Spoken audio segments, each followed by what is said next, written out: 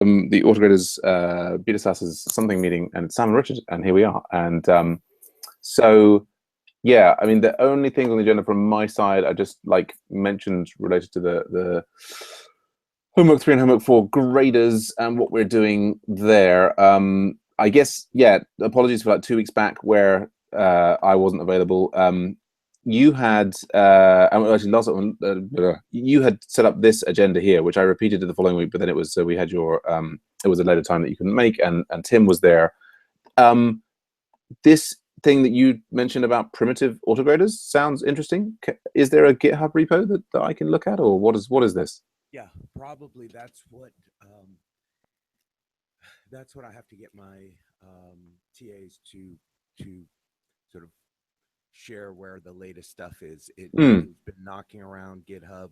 Every semester we update it a little bit and get it running. But basically, it looks for commits. It looks for just some clues that someone really did the work, and we have been using them this semester. I'm not using, even though we've tried it out and it works. I'm not using the chapter 4 walkthrough because I'm deciding not to grade that because of too many issues with it. Sure. But we did something with the Rails tutorial to ensure that people really had done it, and we did something with the other thing. When I talk, I can't look at the screen. Sorry. That's so right. I'm like stooping up and down. But the Git immersion we're doing something with, if that was the other thing. Yeah. Which we made a kind of a primitive grader for you for that at one point. And there was a point where we were collaborating with one of your TAs on that. And that grader is actually up and running. We're using it as part of the AV 102 course. Oh, that I didn't realize that. That's cool. But so you created a new thing that checks Git immersion independently, have you? Say that last thing again. Now I'm confused. I thought you said that the stuff that we had worked on for Git immersion you're using now. Yeah, we had all. I think we'd all collaborated on that.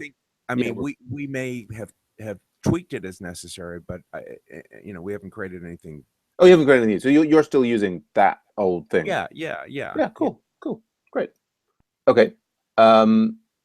Yeah, goes on. So you're also like, curious about expected issues in homework 3 and homework 4 in Cloud 9. Yeah, and it looks like we haven't encountered anything with homework 3. Part of where I'm coming from is I'm seeing some of the other posts on the BetaSaaSers list. Yes, find issues and problems, and so it's like, okay, is this something that I'm about to encounter? So I haven't really seen it with homework 3. I think that's fair. I wanted to integrate and point to the GitHub instructions, but at the last minute for homework 3, I decided not to. Okay. Just because I had a few tweaks in mind that would have been harder to sort of fork and copy over. But that has gone reasonably smoothly. Okay. We have an issue with the AutoGrader. I think as far as I understand, and my TAs have been unresponsive the last couple of days, so I'm not sure of the latest, but as far as I understand, we're using the old homework 3 AutoGrader. Well, I spent quite a lot of time trying to help your TA last week get set up with the new homework 3. Yes, and that all happened. However, he wasn't able to get correct results. In other words, it was spinning. Yeah, and then I followed up with him and I fixed it for him and explained what he was doing wrong, and I didn't hear back from him after that. Okay, so apparently I haven't heard back either. Yeah, so was that following up on the list? Yeah, I mean, all of that should have been sent. I sent. Let me see if I can. Not a big deal. It's that I would have thought I would have noticed that, but I've been in a little bit of a frenzy. Yeah, so, I mean, I'm just checking on that. Yeah, I mean, this is the email here. Hi Tim, sorry about this trouble. And there was one where I said, by the way, you'll do me a huge favor if you can include precise links to the things you're talking about when you ask these sorts of questions. That whole long thing. Okay, and that was all. See, I had a recollection after that he said it was still spinning. Well, he may still have had, yes, I mean, it's not inconceivable that he still had the same problem afterwards, but he didn't communicate that to me. If he had like made those changes and yeah. Well, let me ask you this: since all the students are doing is putting in sort of the feature directory, that Yes. probably doesn't matter that much in terms of, go on. Or is there a compelling reason for us to be using the new AutoGrader? Well, I don't know, because for at least for me, like if I uploaded the old solution into the new AutoGrader, I got this error. Okay. Right, not spinning, just that I got the error. So this is the new element. I mean, your TA had sort of pasted the thing in a sort of strange way. I don't get spinning. If I upload the old homework solution through here, I get this error. So yeah, I mean, I just haven't checked the homework in that much detail. I mean, I will be checking it in quite a lot of detail tonight, because I've got to prep it for release for the MOOC. So how about this? Anything that you find, I mean, if you can keep this in the back of your mind, because you'll probably post anything anyway to the list. But anything that you find, let me know. I'm in the awkward position of hearing like a little bit different story from my TA. Right. And obviously, I trust you. Well, no, I mean, it's entirely possible that on his computer, I mean, I made these fixes for him. Since he didn't reply to that, I don't know what he did afterwards. He may have, one of the things is, like, so if he did not reload the page afterwards and tried it again, he would have the same problem, because, do you know what I mean? Like, he would have a stale page. Sure, but you'd think that would be an obvious thing to try. Well, I mean, right. And it's true for all of us. So I mean, I would not discount his description that it was still spinning for him. It may well have been, or what have you. But anyway, I mean, certainly I sort of attempted to collaborate with him to resolve that, and yeah, that's right. And so everything you're saying is fine and good. I guess my only concern is that. Is there any impending sense that if we are using the old AutoGrader and somewhat successful, might that be taken down at any point? No. I mean, that old AutoGrader there is definitely there until it's going to be there. I've got a commitment from Armando that's that all of the stuff related to the old graders is all there until Christmas. So that's because Rose is using all of the old AutoGraders, so there's no problem there. Right, and if for some reason we're able, the old AutoGrader is working for us, at this point I would be inclined to leave it. Oh, absolutely. Yeah, I mean, if it turns out maybe that it's forwards compatible but not backwards compatible, in which case, is that right? Do you know what I'm saying? Yeah, sure. Yeah, so in that case, yeah, if it's working, woohoo, just stay with the working thing. Right, especially because I have a bunch of grades and submissions. Oh yeah. No, don't knock that. Absolutely. And then on the homework 4 stuff, which I could be releasing, there was a little bit of a flurry of. There certainly was a flurry of emails, which I mean, that was what I put down on my agenda thing there. Okay. So I don't want edX, I want BetaSaaSers, don't I?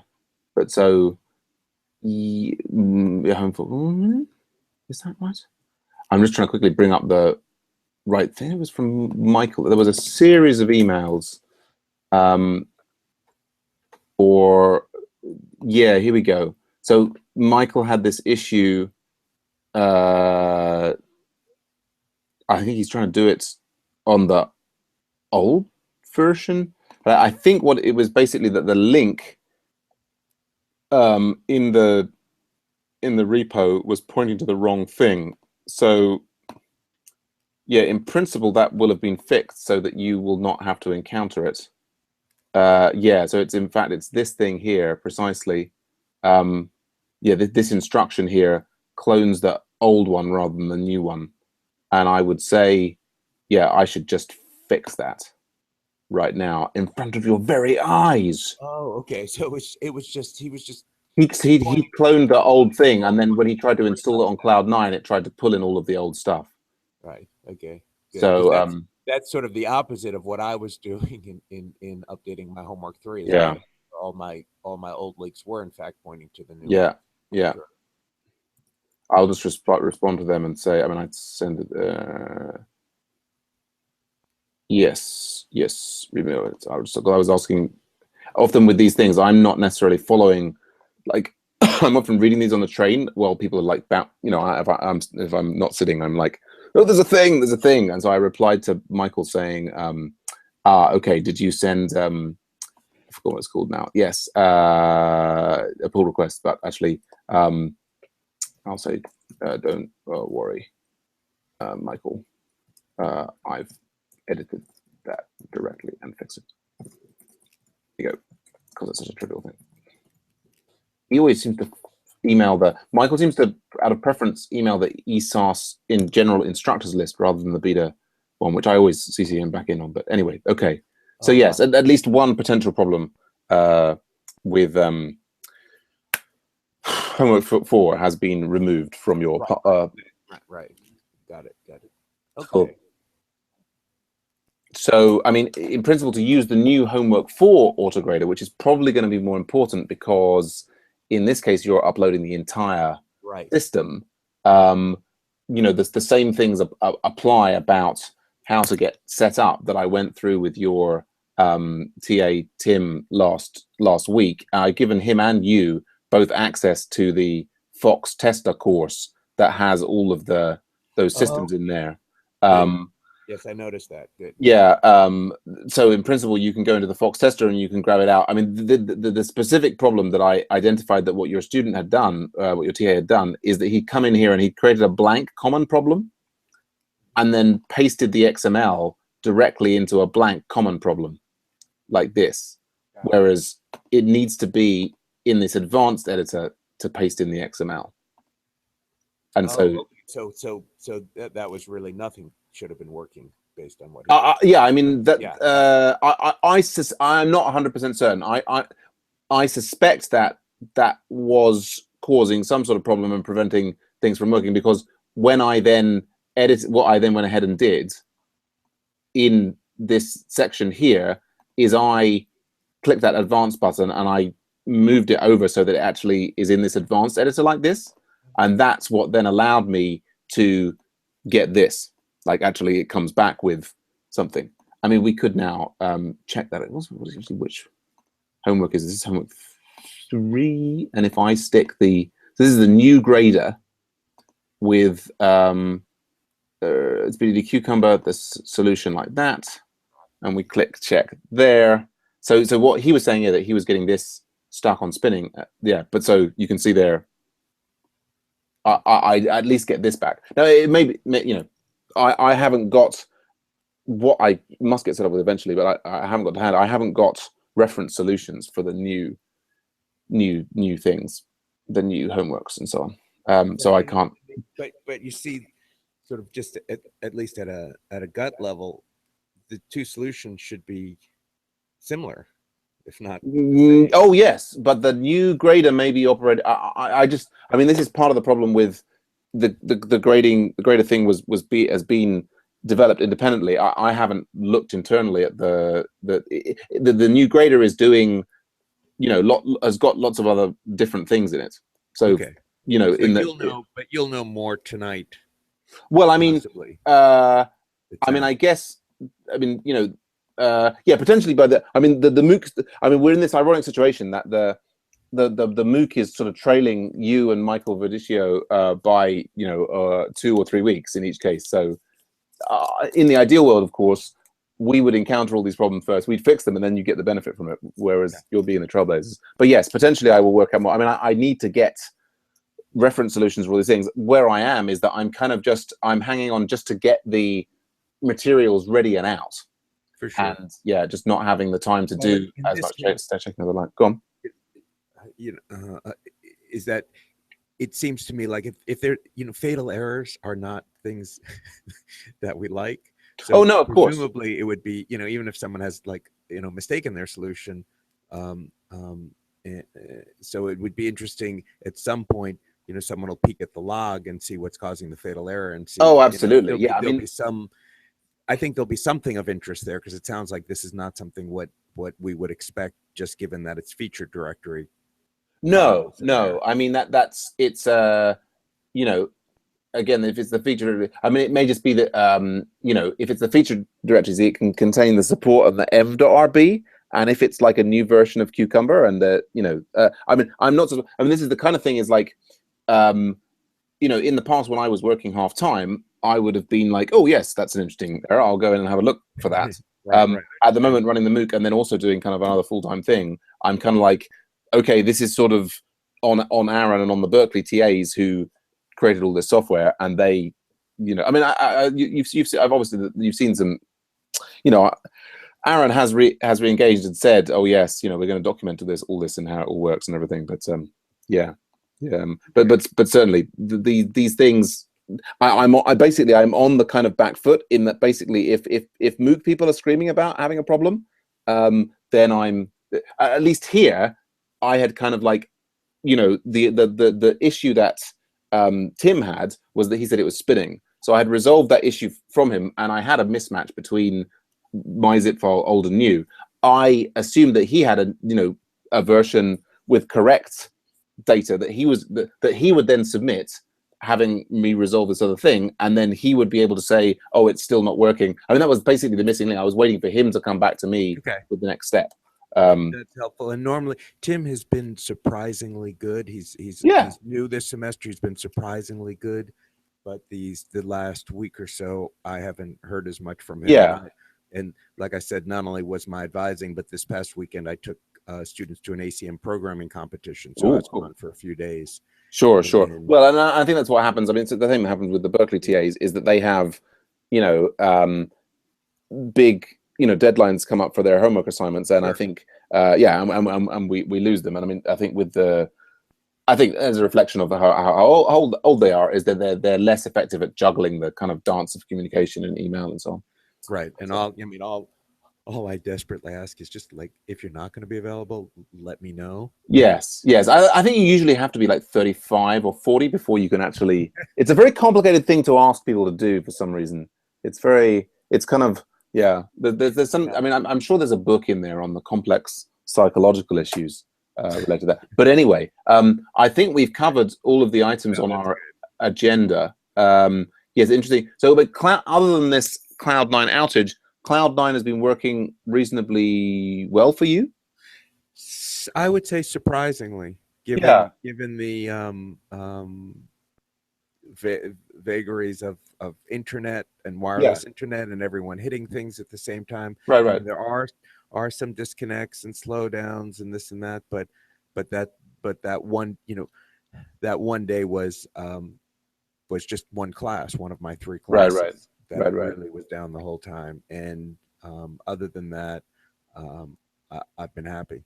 Yeah, and I think, I mean, they're I think all based on Amazon, and so I think I remember that there was an Amazon outage, or it's probably even a MongoDB outage that I think had a knock-on effect on a lot of people. But if you compare Cloud9 with the VM, that you were downloading and installing and running in that little sort of hypervisor thing, are you feeling like, oh, this is a move in the right direction, moving to Cloud9? Yeah, yes, except I have a little bit of a concern on the internet.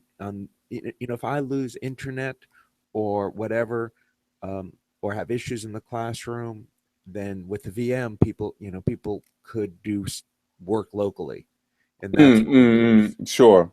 So it you're putting all the eggs in one basket. It's just that there's this one point where there's no fallback.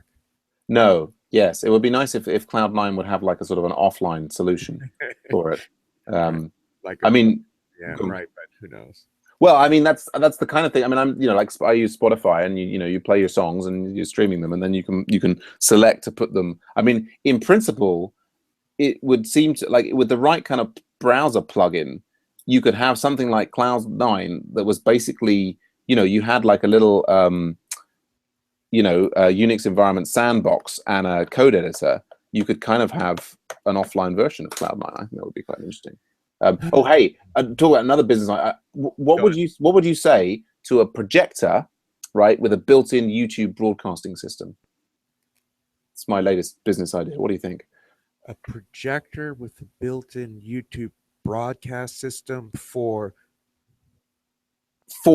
but this is actually to solve an issue that we have these like lunchtime talks of people, people industry come in and give talks to us, and we have like online students and we have graduates and whatever who want those talks streamed. They want them to recorded, and we basically have a kind of it's sort of somewhat haphazard. If we have somebody on deck who knows what they're doing, they can get the person all set up and get them streaming on YouTube and so on.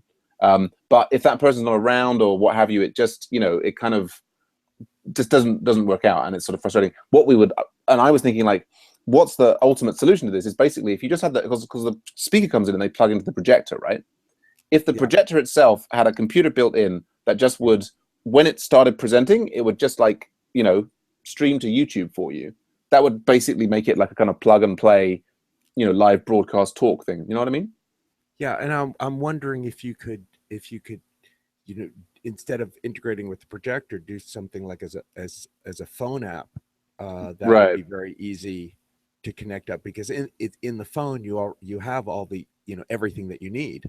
Yes. I mean, if you could sort of plug if the projector could talk to the phone, yes, indeed. Although then one could just leave a computer in the room. I mean, the thing is that what people often have is that they come in with their own computers. Or anyway, yes. Yeah. Look at this. Look, somebody asking on Stack Overflow, is there an offline mode in the Cloud9 IDE? And we've got Ruben Daniels from Cloud9 saying this is an important use case. We don't offer this yet, and looking into adding the offline feature to our platform.